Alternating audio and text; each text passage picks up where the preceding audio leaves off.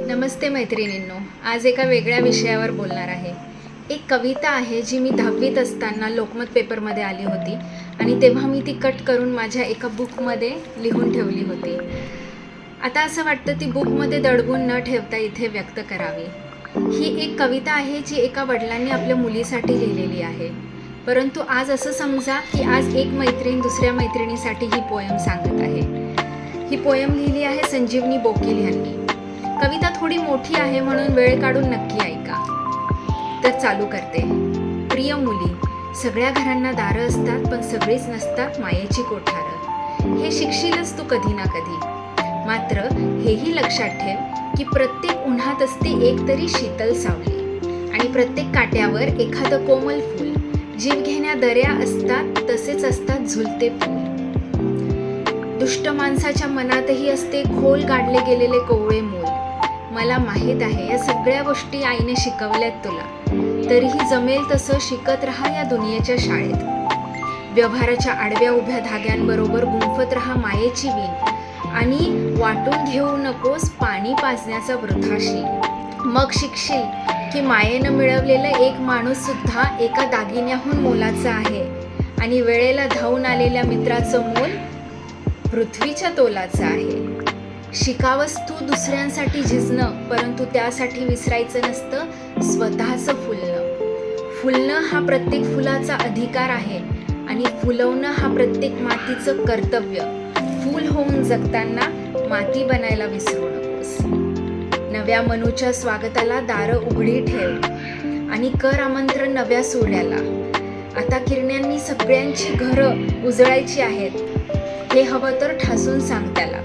लक्षात ठेव, अंधाराला घाबरणं सोपं, परंतु दिवा लावणं अवघड असतं. परंतु कोणीतरी अवघड काम करणंही जरुरी असतं. ते पाऊल काळजीपूर्वक उचल आणि काळजीची काळजी करण्यापेक्षा कर तिची सावकाश उकल. मग कळेल की आपल्याच सावलीला भीतो आपण नकारण आणि मूर्ख छळाला जातो शरण. जमेल तेवढं पाहत राहा उघड्या डोळ्यांनी जग. जगण्याचा प्रयत्न कर चौकटीतून, पण लक्षात ठेव पक्ष्यांनाही परतावंसं वाटतं अंधारलं म्हणून. तारुण्याची चव चाकताना राहू देत जागी तुझ्या मनात प्रेमळ आजीची ऊब आणि घराघराला वाटावा तुझा आधार कृष्णानं उचललेल्या गोवर्धन पर्वताखाली उभा राहिल्यासारखा. तुला मिळू दे हा धडा की अकारण परिस्थितीला शरण जाणं हा देखील गुन्हा असतो आणि अकारण बंड करून उठणं हाही असतो तितकाच प्रमाद.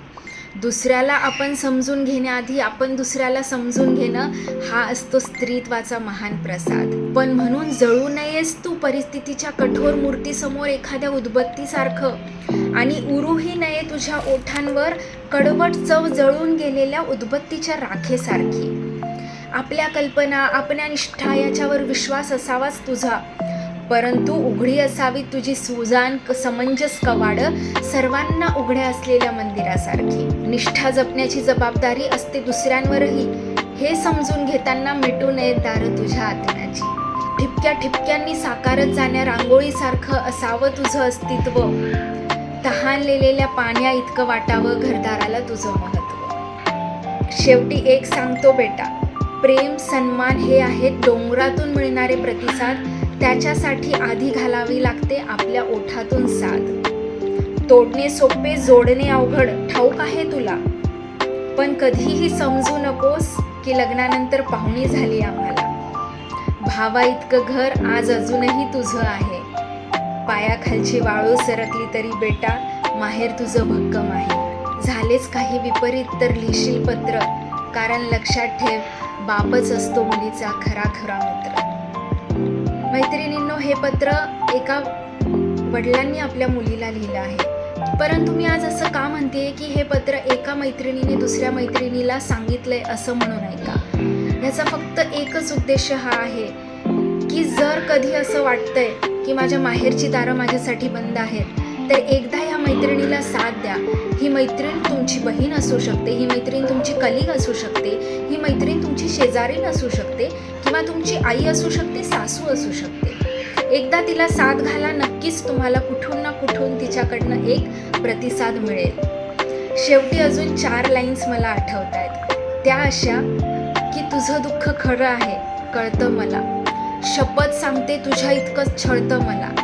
म्हणून आज माझ्यासाठी सगळं विसरायचं आणि आपणच आपलं चांदणं होऊन अंगणभर पसरायचं.